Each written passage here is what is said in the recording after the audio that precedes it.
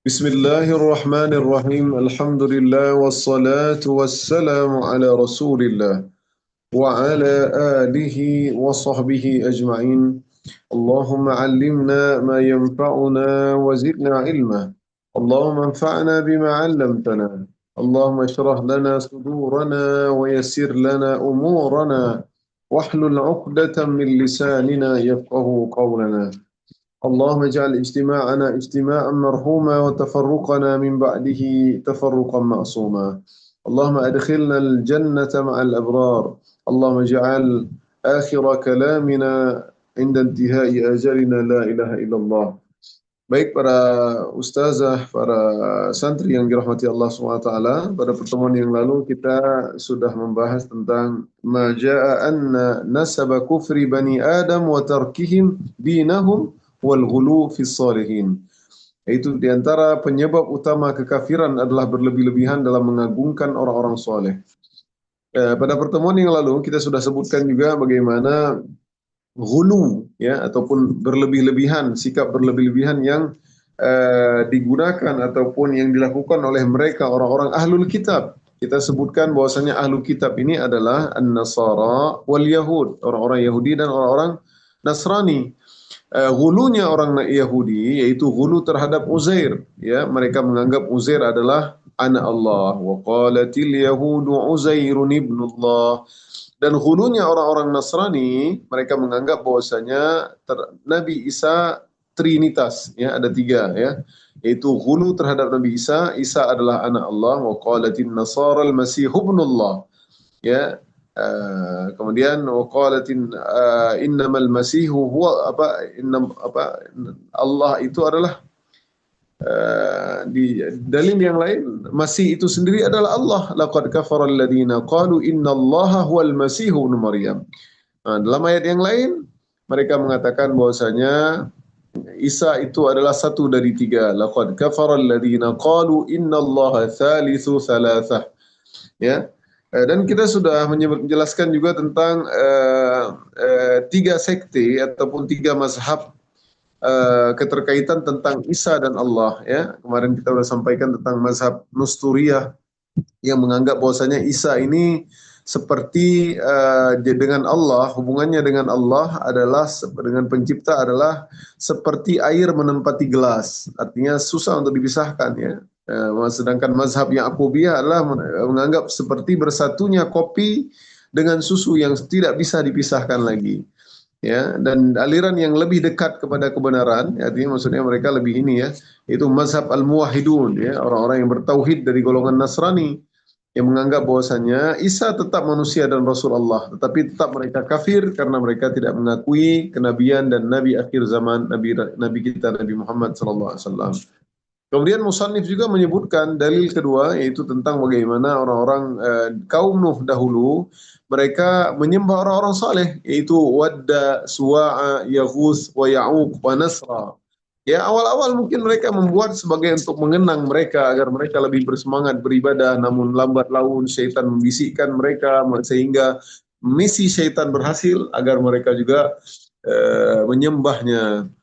Nah, pada pagi yang berbahagia ini, insya Allah kita akan menyebutkan dalil ketiga yang diriwayatkan oleh Umar bahwa Rasulullah bersabda, "La tatruni." Silahkan dibaca, teman-teman.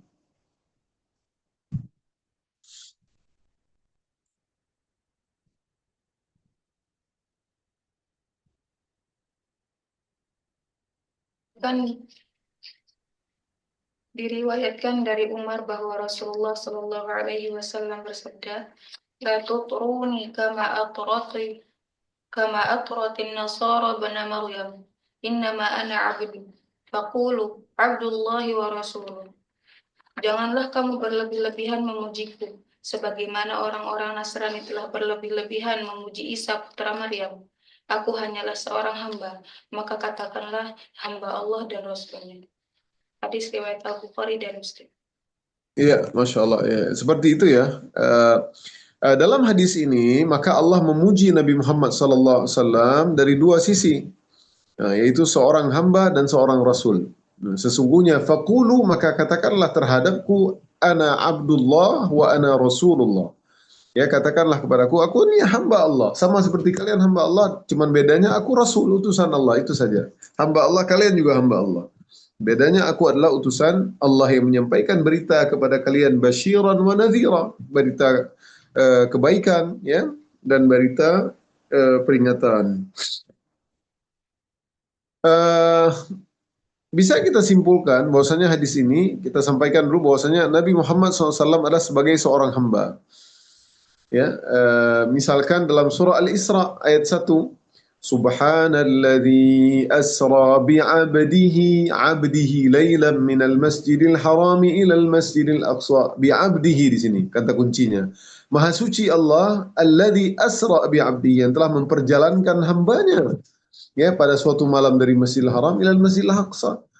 Jadi Allah menyebutkannya dengan hambanya, artinya karena perjalanan Isra Mi'raj ini bukanlah sesuatu mimpi, tetapi fakt, kenyataan yang memang di zaman tersebut tidak canggih ya, di mana orang-orang pada zaman tersebut belum menemukan pesawat terbang. Ya, ketika seorang hamba, ya, ketika seorang yang bernama Nabi Muhammad SAW ya menyebutkan bahwasanya dia pulang pergi PP menuju ke sana, maka mustahillah menurut mereka. Makanya Allah abdihi ya. Nah, Allah menyebutkan di sini abdihi, memuji hambanya ya. Di sini ayat ini bukan disebutkan rasulnya. Dalam ayat yang lain juga Allah berfirman, misalkan dalam surah Al-Baqarah ayat 23 ya. Mungkin bisa dicatat teman-teman ya, surah Al-Baqarah surahnya saja. Wa in kuntum fi raibim mimma nazzalna ala 'abdina fa'tu bi suratin min mithlih. Ya, kalau kalian ragu terhadap Al-Qur'an yang kami wahyukan kepada hamba kami yaitu Muhammad, fa'tu bi suratin min mithlih. Maka datanglah, buatkanlah satu surah saja yang semisal Al-Qur'an. Ya, wad'u syuhada'akum in kuntum shadiqin min dunillah in kuntum shadiq. Panggillah saksi-saksi, penolong-penolong selain Allah kalau kalian mampu, kalau kalian memang orang-orang yang benar. Nyatanya mereka tidak mampu untuk membuat semisal Al-Qur'an. Ya, bahkan satu ayat, fa'tu bi ayatin, datanglah seayat. Yang satu ayat saja yang serupa yang bisa kalian buat, tapi nggak bisa juga. Dalam surah yang lain, surah Al-Jin ayat 19, wa annahu lamma qama Abdullah yad'uhu kadu yakununa alaihi libada. Dan bahwasanya tak kala hamba Allah Muhammad berdiri menyembahnya, ya, mengerjakan ibadat, hampir saja jin-jin itu mendesak mengerumuninya, ya. Ya, jadi ketika Nabi Muhammad musolat ya, ini ketika bertemu dengan jin Nasibin ya, ketika Nabi Muhammad SAW pulang dari Taif ya, sebenarnya yang kita sebutkan dalam kitab sirah ya, faramat apa namanya, lupa Ustaz baitnya ya. Jadi dari Taif ya, di mana Nabi Muhammad SAW tidak diterima di sana, bahkan Nabi Muhammad SAW nangis ya, bukan nangis ya, artinya sedih, terlalu sedih. Ya, bahkan Ibunda Aisyah pernah bertanya ketika hari Nabi perang Uhud, Nabi patah giginya ya dan terluka ya kena apa namanya sabetan dan lain-lain. Artinya Nabi sempat terluka ya. Dan Aisyah bertanya, apakah ada peristiwa yang lebih menyedihkanmu ya, daripada perang Uhud ini? Katanya lebih sedih yang terjadi di Taif ya. Ternyata memang teman-teman ya, kesedihan dipukul itu seperti bagaimana perkataan syair ya. Kalau kita dipukul orang ya, dipukul orang mungkin nggak sedih, tapi dihina orang, dicaci orang itu lebih sakit ya, lebih sakit daripada dipukul ya, seperti itu. Jadi memang hati-hati sekali dengan mengeluarkan lisan kita ya, menjaga lisan kita untuk tidak menyakiti orang, menzalimi mereka, merusak reputasinya, martabatnya, itu berat sekali ya. Bisa jadi kalau hamba tersebut tidak memaafkan, maka ini berbahaya, bisa jadi kezaliman ya, dan bisa jadi kegelapan bagi kita di hari kiamat kelak. Segera minta maaflah bagi mereka apabila kita pernah menzalimi saudara-saudara kita dengan lisan kita. Nah, baik, di antara bukti bahwa Nabi Muhammad SAW termasuk hamba dan bukan Tuhan, ya, seorang hamba dan bukan Tuhan, yaitu Nabi makan dan minum. Ya, kalau kita sebutkan Nabi makan dan minum, Nabi buang hajat, Nabi beribadah, sedangkan Tuhan dialah yang dia ibadahi. Nabi menikah, Nabi berhubungan dengan istri, Nabi punya anak, Nabi butuh tidur, Nabi terkadang lupa, Nabi pernah sakit, Nabi terluka, Nabi meninggal, Nabi tidak mengetahui hal yang gaib kecuali Allah beritakan. Nah, jadi seperti itu. Nah, itu diantara bukti-bukti ya. Karena misalkan kita baca Allahu la ilaha illa huwal hayyul qayyum la ta'khudhuhu sinatun wa la naum, tidak ngantuk, tidak minum ya. Qul huwallahu ahad, Allah satu, Allah lam yalid, semua menggantungkan. Sedangkan Nabi nggak bisa hidup sendiri ya. Nabi tentu butuh kepada yang membantunya karena Nabi manusia. Nabi butuh kepada istri. Lam yalid walam yulad, Nabi dilahirkan, Nabi punya bapak, Nabi punya ibu, Nabi punya anak. Ya, Nabi terkadang lupa, tidaklah Tuhan kamu lupa, tidak boleh. Nabi meninggal, ketika Nabi meninggal dunia, banyak orang-orang nggak mengakui ya. Bahkan Umar bin Khattab waktu itu sampai lupa, saking terlalu sayangnya kepada Nabi dan dia tidak mau Nabi meninggal. Dia mengatakan, siapa yang bilang Muhammad sudah meninggal, aku hunus pedang maka aku penggal lehernya. Maka kemudian Abu Bakar membaca ayat maka ya sebelumnya Abu Bakar berkata, "Man kana ya'budu Muhammadan fa inna Muhammadan qad mata." Barang siapa yang menyembah Muhammad, sungguhnya Muhammad telah meninggal, telah wafat. Wa in kana ya'budullah fa innallaha hayyul la yamut. Barang siapa yang menyembah Allah, maka Allah adalah maha hidup dan dia tidak pernah mati. Kemudian dibacakan ayat, "Wa ma kana Muhammadun illa rasulun qad khalat min qablihi ar-rusul." Afa imma ta'au qutilan qalabtum ala aqabikum. Tidaklah Muhammad adalah sama seperti rasul-rasul terdahulu yang mereka kalau sudah ajalnya mereka meninggal dunia juga. Ya, seperti itu ya. Nah, fakta-fakta ini menjelaskan bahwa Nabi Muhammad adalah seorang manusia biasa. Demikian pula para nabi yang lain. Jadi nggak boleh kita angkat seperti orang-orang Nasara ya. Makanya Nabi nggak suka ya. Bahkan diangkat tingkatannya sampai ke derajat Tuhan. Nah, lebih dari itu, beliau sendiri tidak ingin untuk umatnya bersikap hulu, berlebih-lebihan terhadapnya. Ya, tidak sebagaimana perkataan Al-Busairi dalam baitnya Al-Burdah yang mengandung berbagai pujian yang sangat berlebihan kepada Nabi Muhammad SAW sampai level kesyirikan. Al-Busairi berkata dalam lantunan syairnya ketika menyeru Rasulullah, "Fa inna min judika dunya wa dharratuha wa dharrataha wa min ulumika ilmal lawhi wal qalam." Ya, di kasidahnya ya. Ini memang wallahu alam ya. Begini ya teman-teman ya. Ada riwayat mengatakan Busairi memang dia stroke ya katanya ya. Wallahu alam. Saya nggak tahu kesahihannya apa. Saya pernah dengar dari seorang guru juga dulu. Bahwasanya beliau membuat syair ataupun memuji-muji Nabi Muhammad SAW ketika membuat kasidah burdah, stroke-nya hilang. Ya, wallahu alam. Tapi kasidah beliau memang diperdebatkan, artinya wallahu alam ya. Itu riwayat benar atau tidak. Artinya kasidahnya juga terkadang banyak berlebih-lebihan seperti ini. Ya, fa inna min judika dunya wa dharrataha. Sesungguhnya di antara kedermawanmu adalah dunia dan akhirat. Ya, Nabi oke lah, ya Nabi subhanallah, Nabi sangat dunia ya. Bahkan dalam hadis ajwadu min riyahil mursalah ya, pada bulan Ramadan Nabi Muhammad SAW adalah orang yang paling dermawan. Ya, bahkan kedermawannya mengalahkan angin yang bertiup. Artinya angin bertiup itu sangat sangat free ya. Itu nikmat yang sangat besar gitu kan. Nah, kemudian di antara kalimat bait yang dikarang oleh Busairi, wa min ulumika ilmal lawh wal qalam, dan di antara ilmumu adalah ilmu lauhul mahfuz dan ilmu yang dicatat oleh pena takdir. Maksudnya mungkin ini berlebihan ya, karena memang harusnya mungkin ilmu ini kan ilmu Allah Subhanahu wa taala, ilmu Lauhul Mahfuz nggak ada yang tahu tentang pena, tentang Lauhul Mahfuz. Ya, hanya saja beberapa diberitakan oleh Nabi Allah Subhanahu wa taala, misalkan tentang kejadian-kejadian apa yang akan terjadi dalam mimpi, dalam bentuk wahyu, dalam bentuk malaikat Jibril langsung ketemu. Ya.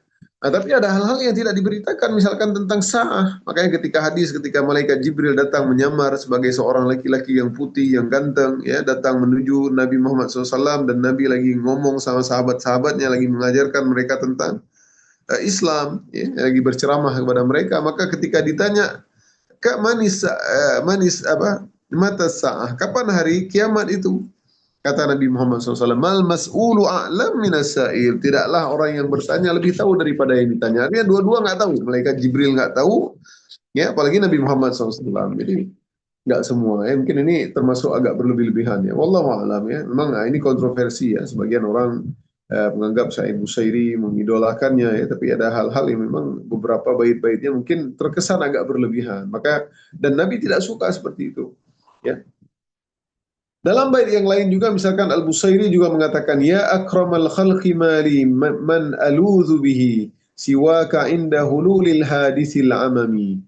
Ya, wahai makhluk yang paling mulia, siapa lagi yang dapat kujadikan sandaran ketika terjadi bencana yang menyeluruh selain engkau, ya.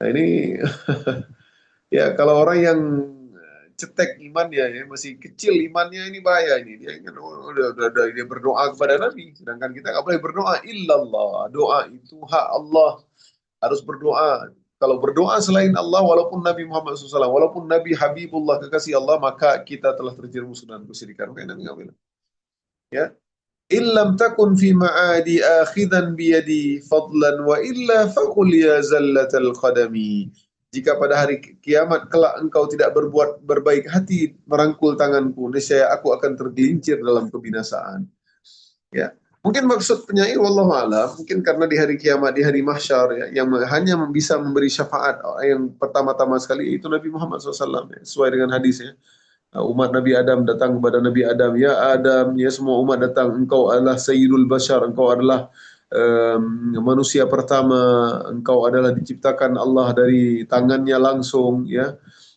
Berikanlah kami syafaat, maka la hari ini nafsi nafsi, semua orang sendiri-sendiri pergi kepada Nuh. Nabi Nuh pun begitu, Nabi Musa pun begitu, Nabi Isa pun begitu, pergilah kepada Nabi Muhammad SAW, maka ana laha, akulah yang beri syafaat. Artinya, karena ada Nabi satu doa yang Nabi simpan sampai hari kiamat untuk umatnya, maka Nabi pun bersujud yang lama, ya Rasul, ya Muhammad irfa' ra'sak. Kemudian Allah pun memanggil Nabi, ya Rasul. Nabi sujud lama minta supaya diberi keringanan di hari yang sangat dahsyat. Ya, memang hari itu hanya Nabi yang bisa dan orang yang pertama kali bisa dibukakan pintu surga adalah yang mengetuknya Nabi Muhammad SAW. Ya, cuman mungkin terkesan ada berlebih-lebihan seperti tadi. Jika aku tergelincir, yang pertama sekali yang beri syafaat Allah SWT. Dan Nabi pun tidak bisa memberi syafaat setelah izin Allah. Nah, ini kesannya seperti Nabi di posisinya Tuhan seperti itu. Nah, bait-bait ini jelas mengandung kesyirikan karena ia menisbahkan hal-hal yang khusus bagi Allah kepada selainnya. Ya, bagaimana Busairi telah mengangkat Nabi Muhammad SAW pada derajat ketuhanan. Ya,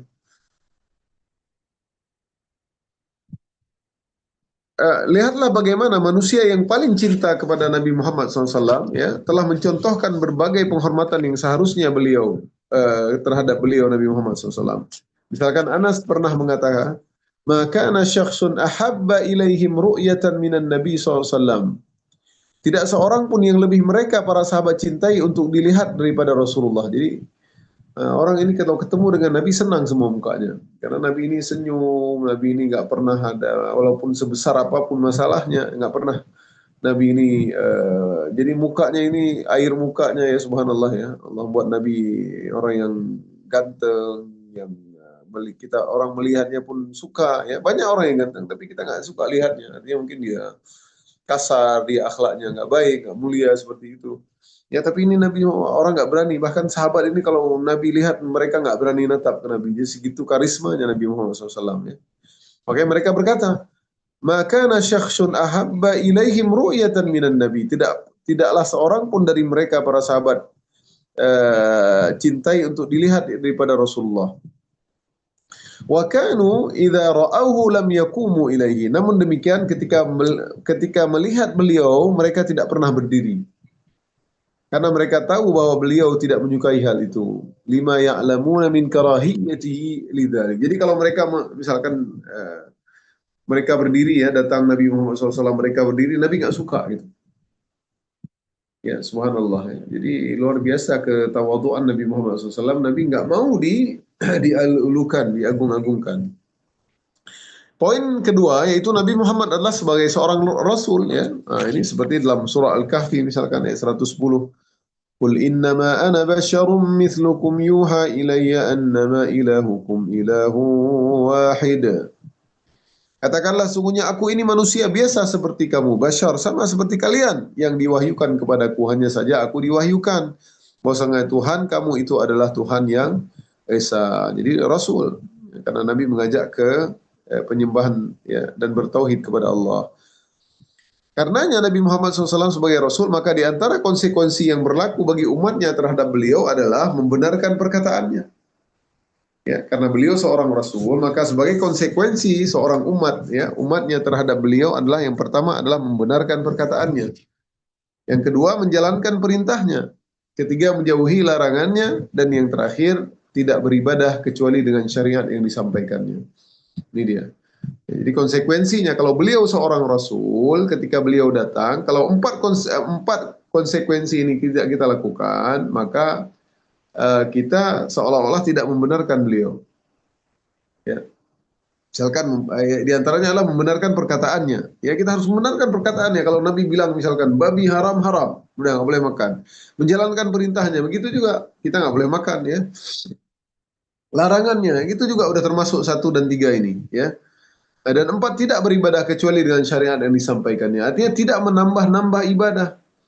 Ya, kalau di zaman Nabi Muhammad SAW ya diharamkan misalkan nikah mut'ah ya pernah dibolehkan, kemudian diharamkan nikah mut'ah. Nikah mut'ah ini nikah kontrak ya, nikah yang seorang seorang calon suami dan calon istri pergi ke suatu tempat ya, dia dengan dinikahi oleh ustadz atau siapa, mereka menikah tapi dalam tempo ya. Waktu saya mau menikah dengan kamu 1 bulan, dia pun setuju, udah sebulan. Setelah itu terpisah. Ini tidak boleh, diharamkan dalam syariat. Ya, makanya di Iran hari ini daerah Qum masih dipraktekkan. Ya, bahkan mereka melegalkan itu.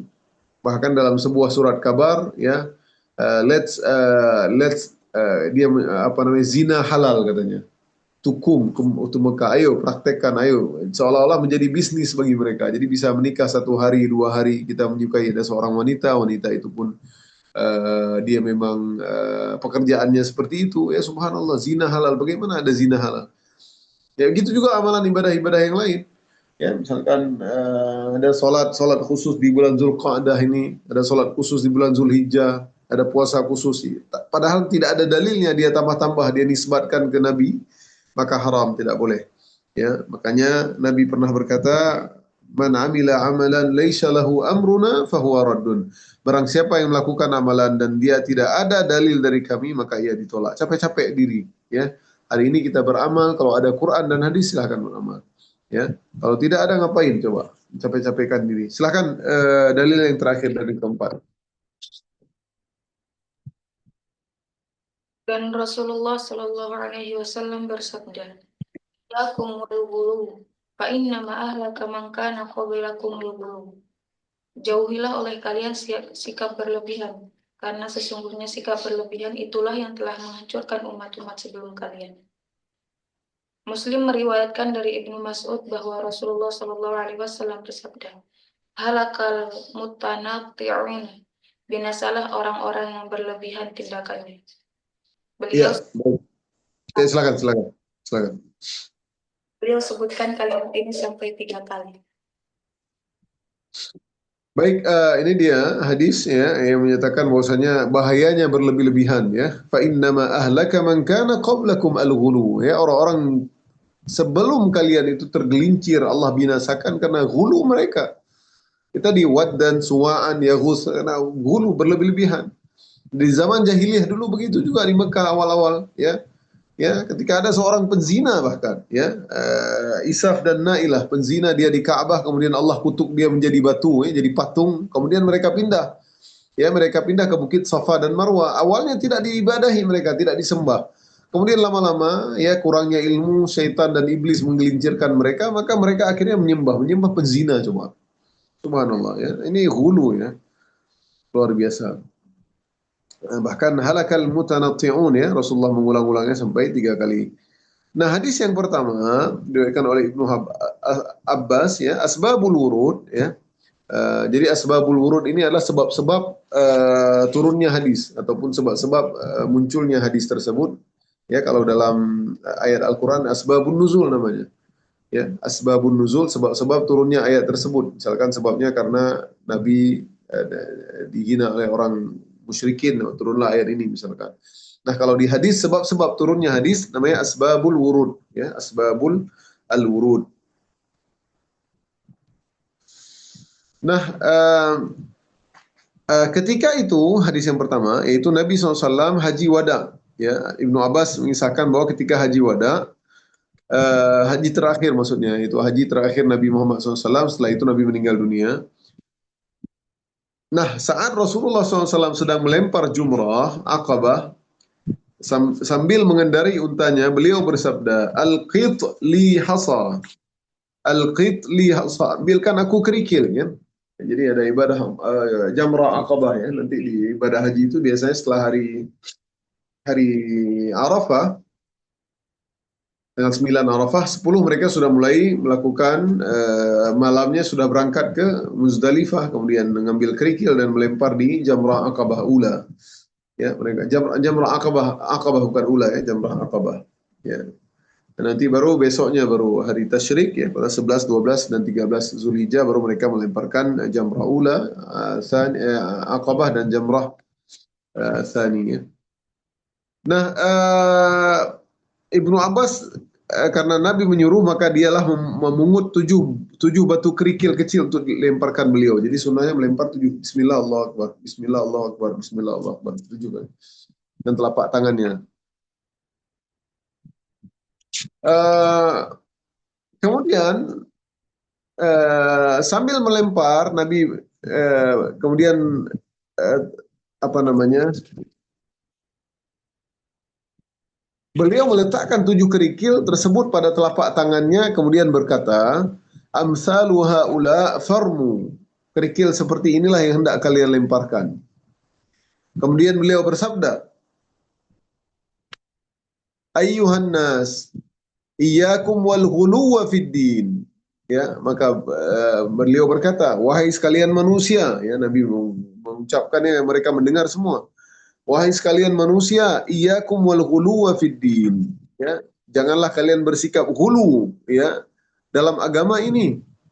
Fa innama ahlaka man kana qablakum al ghuluwu fid din. Sesungguhnya sikap tersebutlah yang telah membinasakan orang-orang sebelum kalian, ya. Nah, ini hadis diriwayatkan oleh Ibnu Majah, ya. Nah, hadis tersebut menerangkan bahwa Rasulullah SAW mengajarkan agar seorang muslim cukup melempari jamrah dengan kerikil-kerikil kecil dan bukan batu yang besar. Ya, Rasulullah SAW hendak memperingatkan mereka dari sikap hulu dalam melempar. Nah, jadi melempar pun nggak boleh hulu. Yang ternyata sampai saat ini masih kita saksikan, yaitu para jamaah haji melemparkan jumrah, ya, ya, bahkan dengan batu-batu besar. Terlebih lagi tersebarnya pemahaman bahwa sebab utama melempar jumrah adalah melempar setan. Ya, nah ini dia. Sehingga jamaah semakin bersemangat dengan membawa batu besar untuk melemparkannya. Ini kan bahaya sekali ini. Ya, nggak boleh berlebihan nih. Nah, jadi seperti yang diriwayatkan dalam asar, diriwayatkan Ibnu Abbas bahwa ketika Nabi Ibrahim berhaji, tiba-tiba iblis menampakkan diri di hadapan beliau. Tepatnya di Jumrah Aqabah. Nabi Ibrahim pun melempari iblis dengan 7 kerikil hingga iblis masuk ke tanah. Nah, iblis itu kembali menampakkan dirinya di jumrah yang kedua dan ketiga. Dan Nabi Ibrahim melemparinya setiap kali ia muncul hingga masuk ke tanah.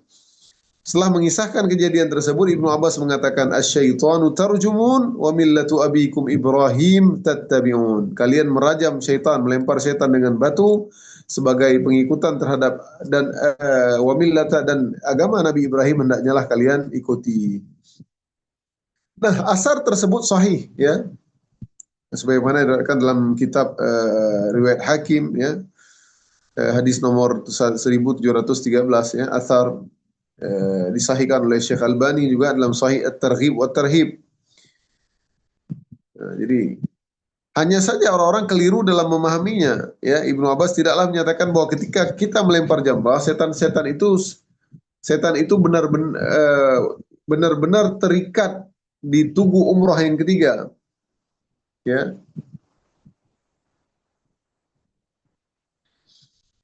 Akan tetapi yang beliau maksud adalah bahwa melempar tugu jamrah adalah perlambangan dari melempari setan, karena ia adalah wujud ketaatan terhadap perintah Allah yang dapat menghinakan setan. Nah, jadi kesalahan pemahaman bahwasanya mereka berpikir di Jamrah Aqabah itu ada setan diikat-ikat di situ, udah terikat di situ, jadi kita lempar sekuat-kuatnya batu, ya. Subhanallah, ya Ustadz ingat dulu di zaman kami masih kuliah dulu ya, S1 di Al Azhar Kairo. Jadi tahun 2003 waktu itu kita berhaji sama teman-teman. Kebetulan Ustadz agak depan ya, namanya kita masih muda waktu itu kita berani ke depan. Ya ternyata ada orang lempar Ustadz bangun kena kena kerikil ya, agak tapi nggak terlalu gede ya. Mungkin kalau besar udah meninggal waktu itu. Ya, kena batu ya, orang pun terkadang Bismillah Allah Akbar, dia nggak ngeliat-ngeliat dari jauh dilempar. Ya. Waktu itu kan musim haji, itu terlalu ramai. Jadi Ustaz pas lempar Bismillah Allah Akbar. Ya. Misalnya ada jarak 1 meter, Bismillah Allah Akbar. Gitu. Kemudian Ustaz tunduk, kemudian lempar Bismillah Allah Akbar. Jadi pas kali Ustaz mau bangun, wow ya Allah kena. Ada orang mungkin sekitar 5 meter ya, atau bukan 5 meter lagi mungkin ya, 15 meter kali. Dia ngelempar ya. Jadi emang tempatnya luas ya, mungkin teman-teman siapa yang mudah-mudahan kita semua bisa berhaji ya, dan umrah. Amin ya rabbal alamin. Jadi tempatnya besar, tapi kalau di musim haji, apalagi sekarang di umrah juga, apalagi umrah Ramadan itu sangat banyak. Tapi nggak di umrah kan nggak melempar jamrah ya, nggak ada kegiatan itu. Nah di musim haji itu paling ramai manusia. Bahkan kalau jamaah ini takut dia, ya, sebagian jamaah yang udah tua-tua itu bahkan mereka membadalkan jamrah. Ya. Nah, mereka nggak berani datang ke tempatnya karena memang sangat sibuk ya. Bahkan dulu pernah ada kejadian jatuhnya jamaah haji ke Jamrat ya, ke tempat Jamrat itu. Karena setiap hari dan batunya nggak dipindahin itu mulai dari 10 Arafah itu, mulai 10 Zulhijjah, hari Arafah itu mulai malamnya mulai muti batu, kemudian pagi harinya ataupun di waktu duha yang terbaik melempar jamrah. Nah, itu batunya itu selama 3 hari itu penuh terus. Makanya lihat pastikan juga apakah batu itu masuk ya seperti itu. Tapi kalau emang nggak memungkinkan, mungkin jarak kita nggak bisa menembus orang, apalagi mungkin ada jamaah yang sudah berusia 60 tahun ya nggak mungkin dia tembus. Ya ditembus itu karena rame ya. Bismillah aja insya Allah. Bismillah Allahu Akbar. Bismillah Allahu Akbar. Bismillah Allahu Akbar. Dilempar ya, diusahakan gitu. Tapi jangan kena orang. Ya. Nah, itu kalau kita, waduh sakit itu ya teman-teman. Apalagi coba bayangkan kalau ada orang-orang yang terlalu berlebihan ya. Sebagian orang-orang ya India, ya, orang Turki terkadang sebagian itu mereka berlebihan ya. Terkadang batunya kita lihat ketakutan kita ya. Kalau dia salah lempar itu bisa geger otak orang. Subhanallah. Jangan seperti itu. Yang penting kerikil saja teman-teman, kecil ya. Ya mungkin ukuran-ukuran kelereng ya segitu udah cukup ya. Jangan sampai meninggal orang kalau kita lempar ya, apalagi ibu-ibu ya, apalagi cewek-cewek yang mungkin nggak mungkin masuk terlalu dalam ya ke barisan tersebut, sama seperti mencium hajarul aswad ya. Nah, subhanallah memang itulah hulu ya. Bahkan hajarul aswad pun nggak perlu, memang dia sunnah Nabi Muhammad SAW untuk menciumnya. Tapi sikap hulu harus mencium, gara-gara harus mencium sehingga kita sewa orang untuk mencium. Dan Ustadz ingat dulu tahun 2003 itu ketika Ustadz berhaji, ada seorang jamaah haji kita juga, ya ibu-ibu ya masih muda lumayan lah, mungkin 50-an tahun ya, artinya masih muda. Beliau memaksakan diri untuk cium hajarul aswad, akhirnya dia nggak bisa balik lagi. Udah ketahan di situ sama orang-orang Afrika, orang-orang Arab, orang-orang Eropa sebagian besar-besar, jadi nggak bisa lagi keluar lagi, udah kejepit dia. Akhirnya ada jamaah yang ngambil, Ustaz agak dekat di situ waktu itu, diangkatlah beliau, akhirnya dia naik di kepala-kepala orang sampai ke ujung. Yang dia naik dilempar, nggak bisa lagi keluar deh, kalau nggak bisa mati dia mungkin. Nah, diangkat, tapi karena aurat wanita ya, maksudnya Subhanallah, dia ini nggak perlu ya, apalagi terutama wanita. Jadi betul sunnah. Bahkan Umar berkata ya, walaula inni raaitu, kalaulah bukan karena aku melihat Nabi sallallahu alaihi wasallam qabbilta ma qabbiltu ya. Kalau bukan karena Nabi mencium maka aku nggak mencium. Wallahi innaka lahajar, kau adalah batu, la tanfa, nggak bisa memberi manfaat, nggak bisa memudaratkan. Ya, ini syiar, boleh, ini sunnah. Tapi kalau terlalu ramai orang, apalagi ibu-ibu, nggak usah paksa-paksa. Yang ada kita digencet sama laki-laki ya. Ya kurang baik ya, kurang etis. Ini perlu pemahaman seperti ini ya. Kesalahan kadang banyak ibu-ibu kita ya, orang Indonesia terutama yang ilmu agama tidak terlalu dalam, dia memaksakan diri, akhirnya kan ya seperti itu ya, seperti kita udah terlalu rapat sama laki-laki, sudah nggak pas lagi ya. Baik, ini dia di antaranya Nabi, bagaimana Nabi suruh untuk kita tidak hulu ya. Nah, Hulu ini bisa saja terjadi dalam banyak aspek kehidupan teman-teman ya, baik aspek ibadah, muamalah, ya, aspek ibadah, muamalah, ada aspek adat tradisi, demikian pula dalam pembahasan akidah. Dan hulu dengan segala ragamnya dicela oleh Allah dan Rasulnya. Segala bentuk hulu ya, yang berlebih-lebihan dicela. Ya. Kalau makanan israf ya, apa namanya, berlebih-lebihan juga israf, nggak boleh juga makan berlebih-lebihan. Ya. Semua yang hulu dicela berlebihan, apalagi dalam ibadah dan aspek yang lainnya. Nah, contoh misalkan hulu dalam ibadah, misalkan ya, uh, ini kita lihat bagaimana cita-cita 3 orang sahabat Nabi ya. Sahabat mendatangi rumah istri-istri Rasulullah untuk bertanya kepada mereka tentang ibadah beliau Sallallahu Alaihi Wasallam. Ya, jadi ada 3 orang sahabat ini, dia pengen tahu bagaimana sih ibadah Nabi di rumah gitu kan. Rumah ini kan rahasia. Yang paling tahu istri. Terkadang pun istri nggak tahu, bisa jadi ya. Bagi misalnya bangun malam, istri lagi tidur ya. Nah, beliau setelah mengetahui ibadah yang rutin beliau lakukan, mereka pun berkata, siapalah kita? Mereka berkata nih, 3 orang nih yang ingin kepo, dia tanya, datang ke istri-istri Nabi, dia bertanya, Nabi ngapain aja sih malam? Nabi tidur nggak? Nah, gitu kan. Nabi sholat berapa rakaat gitu-gitu. Jadi mereka pengen tahu. Jadi Nabi sebenarnya nggak, ya lumayan ya. Artinya kalau kita ikut Nabi pun berat juga ya. Ya tapi kalau kita mampu maka lebih baik. Maka mereka berkata, kalau begini amalan Nabi, siapalah kita? Kita jauh lebih rendah dari beliau. Bukankah dosa beliau telah diampuni yang telah lalu dan yang akan datang?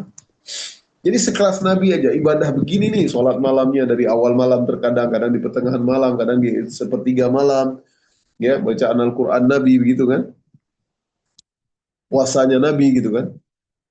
Akhirnya sahabat yang pertama mengatakan, kalau begini nih, Nabi aja yang sudah pasti masuk surga, amalan seperti itu, kita harus lebih berat lagi melakukannya.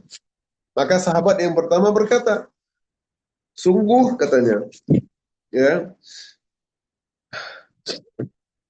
saya akan menghabiskan setiap malam yang kulalui untuk sholat dan saya tidak akan tidur. Bentar ya teman-teman.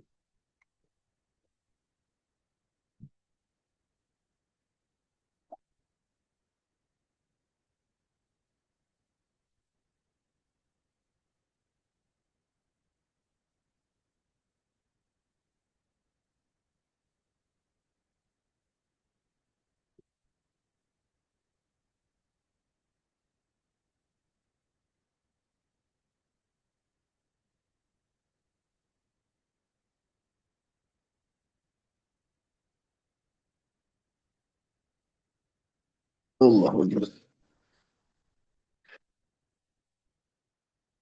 Ya, kata seorang sahabat yang pertama, sungguh saya akan menghabiskan setiap malam yang kulalui untuk sholat dan saya tidak akan tidur. Nah, ini wa usolli wala anam katanya. Ya, aku akan habiskan setiap malam, aku nggak mau tidur-tidur lagi mulai sekarang katanya. Ya. Nah, faqala tsani, dan berkata sahabat yang kedua, aku akan menghabisku wa asumu wala aftir. Aku akan berpuasa setiap hari dan aku tidak akan pernah berbuka. Dia puasa sepanjang tahun. Wah, jadi ya baik, sebenarnya tujuannya baik ya, tapi berlebih-lebihan. Kemudian yang ketiga, sahabat yang ketiga berkata, sungguh aku akan menjauhi wanita, wala atazawwajun nisa, dan aku tidak akan menikahnya selama-lamanya. Ya, aku akan menjauhi wanita dan aku akan menjauhkan selama-lamanya. Karena kalau menikah pasti nanti akan direpotkan, nanti punya anak, ya pasti ngantar istri dan lain-lain. Ya, jadi seperti itu. Maka ucapan mereka ini sampai kepada Rasulullah Sallallahu Alaihi Wasallam. Beliau pun mendatangi mereka sambil berkata, Antumul ladina qultum kada wa kada. Ini kalian yang ngomong begini-begini ya. Ama wallahi inni la akhsyakum lillah wa atqakum lah. Demi Allah, sesungguhnya aku ini Nabi Muhammad la akhsyakum, orang yang paling takut kepada Allah dan yang paling bertakwa kepadanya. Ya, ya, tapi Nabi mengatakan, lakinni, akan tapi saya asumu wa uftir. Aku ini puasa dan kadang berbuka, nggak puasa sepanjang tahun. Wa usalli wa arkud, terkadang aku salat, terkadang aku istirahat. Wa atazawwajun nisa, dan aku pun menikahi para wanita. Faman raghiba an sunnati falaysa minni, kata beliau. Barang siapa yang tidak menyukai sunnahku, maka sungguh ia tidak termasuk dari golonganku. Nah, jadi nggak boleh berlebih-lebihan. Ya, teman-teman nggak boleh ya. Artinya, berlebihan terus, ibadah terus nggak mau misalkan melakukan amalan yang lain, ya ini udah berlebihan. Ya baca Quran terus ya nggak boleh. Ya Nabi, siapa yang orang yang lebih sibuk daripada Nabi? Bagaimana baca Al-Quran Nabi? Bagaimana Nabi ketika pagi harinya sebagai seorang khalifah, kita bilang sebagai seorang presiden ya di zaman tersebut.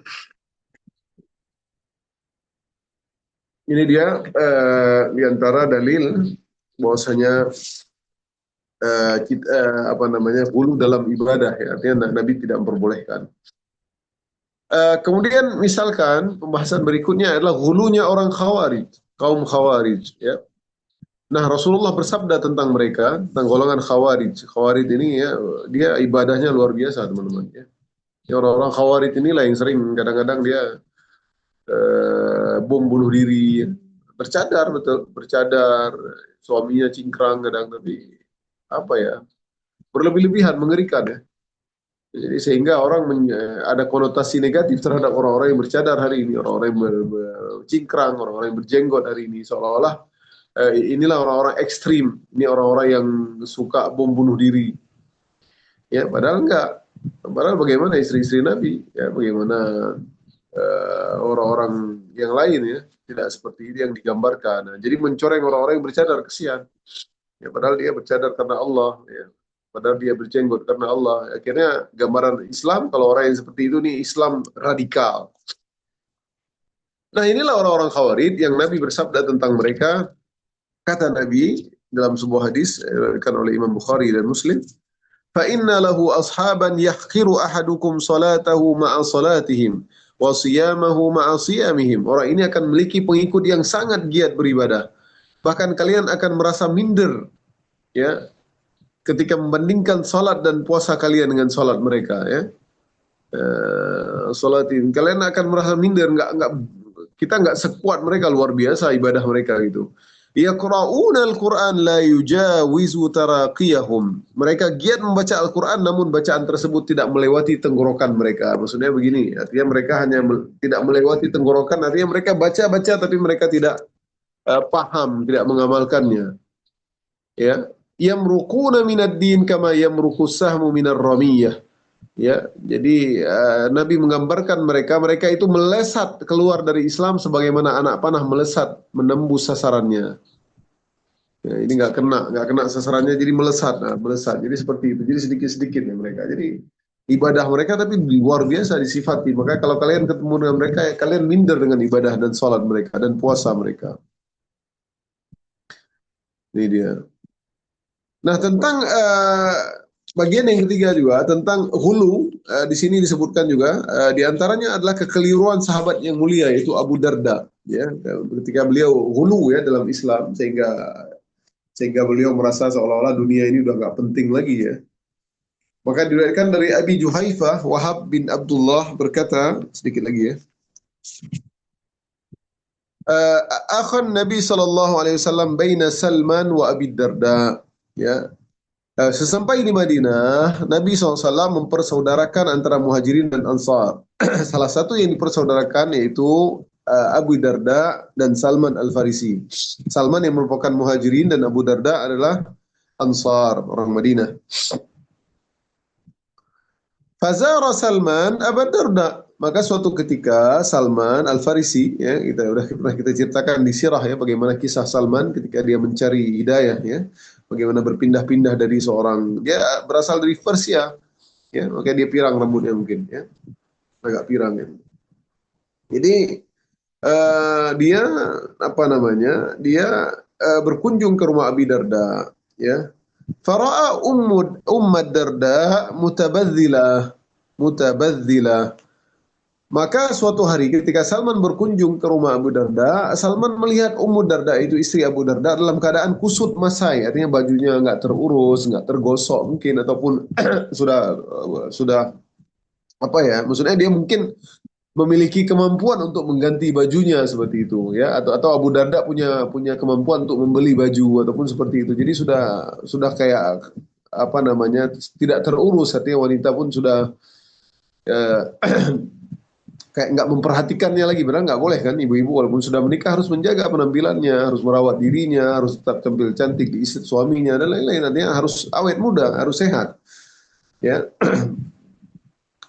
Nah kemudian Salman pun bertanya kepadanya, faqala laha ma sya'nuki, eh, kenapa ini kok udah begini nih? Dulu nggak seperti ini. Dulu kalian ini apa namanya, lebih kinclong lah, artinya lebih lebih good looking seperti itu ya. Qalat akhuka Abu Darda, kata istrinya, akhuka Abu Darda laisa lahu hajatun fid dunya. Kata Ummu Darda, itu suami temanmu Abu Darda, dia tidak ada hajat lagi pada hal-hal yang duniawi. Nah, jadi kayak nggak penting lagi, nggak penting lagi cari duit, mungkin nggak penting lagi dan lain-lain ya. Jadi nggak, ini kan masalah ini. Kemudian Ummu Darda pun menjawab, ya sudah tidak ada. Kemudian Abu Darda datang dan langsung mempersiapkan jamuan ya. Faja Abu Darda fasana lahu ta'aman faqala kul. Datang dia kemudian menghidang ya, begitulah tabiat orang Arab di dahulu ya, mereka betul-betul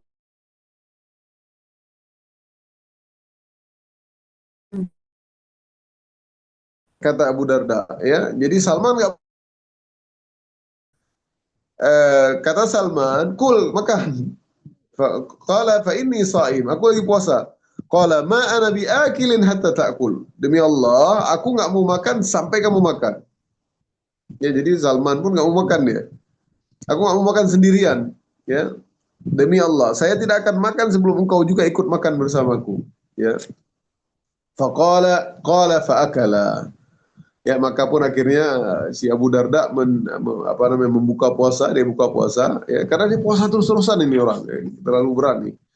Falamma kana al-lailu dhahab Abu Darda yakum ya. Maka pada malam harinya Abu Darda pun bangun untuk mengerjakan sholat malam ya. Di awal malam mungkin sudah bangun ya. Di awal malam itu zaman dahulu ya, orang setelah sholat Isya langsung tidur ya. Taruhlah awal-awal malam mungkin jam 10 malam ya. Melihat hal itu, dia ngajak Salman untuk bangun. Salman pun berkata, tidurlah. Abu Darda pun tidur kembali. Ya, setelah kembali tidur sejenak, Abu Darda datang lagi, bangun lagi dia. Ya, bangun mungkin di pertengahan malam, di jam 12 malam. Tidak mengerjakan sholat malam. Namun Salman lagi-lagi berkata, tidurlah. Khusus sholat dulu, tidur lagi. Ya, ini karena khusus Abu Darda ya. Ini Salman ingin mengajarkan tidak boleh hulu ya. Dia boleh seperti ini, tapi jangan juga tidak ada hajat kepada dunia. Dia sesekali sholat, Nabi pun seperti itu. Sekali sholat pertengahan malam, sekali sepertiga malam, sekali 2/3 malam. Hingga pada akhir malam, ya di sepertiga malam, Salman pun membangunkan Abu Darda, lalu mereka berdua pun melaksanakan qiyamul lail bersama. Ini ada ada sunnah juga di antaranya. Boleh-boleh saja. Ya, seorang sahabat datang ke rumah atau apa, kemudian mereka melaksanakan qiyamul lail berjamaah tanpa dikhususkan di bulan Ramadan, maka bisa-bisa saja dalam rangka ketaatan, ingin baca Al-Quran ya. Karena persahabatan inilah persahabatan dia ya. Al-mar'u ala dini khalilihi falyanzur ila man yukhalil. Semuanya teman-teman itu tergantung agama teman-temannya, maka lihatlah siapa yang kamu ajak teman. Jadi kalau berteman harus pilih-pilih.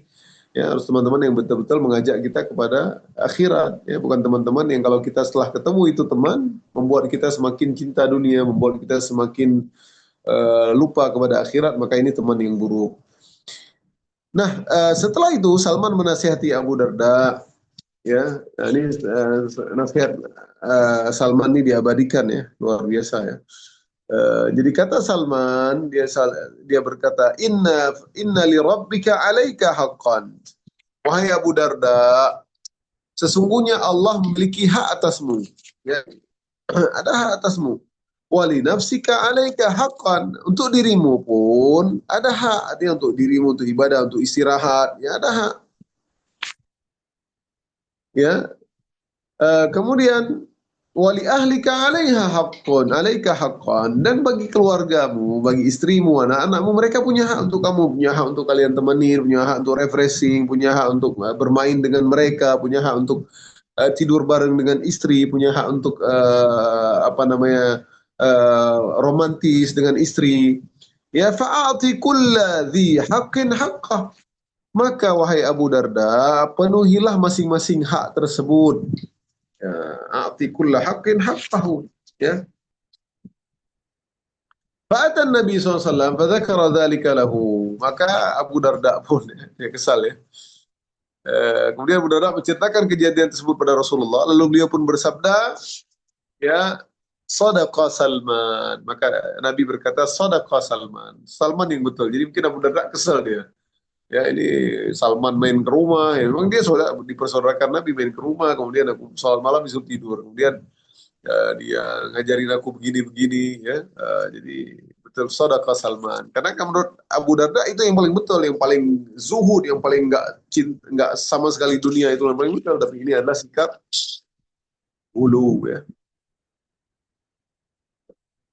Baik teman-teman, masih belum selesai ya, sedikit lagi, tapi insya Allah nanti kita sambung di pertemuan yang akan datang, karena penting juga kita sampaikan seperti kisah-kisah tadi ya, dia kisah para sahabat, yang bagaimana mereka berjanji untuk tidak tidur, ya, untuk sholat terus, berjanji untuk tidak buka puasa terus ya, kemudian kisah Abi Darda ini sangat menginspirasikan kita bahwasanya sikap berlebih-lebihan dalam agama pun tidak dibenarkan. Ini dalam ibadah, padahal terkesan bagus.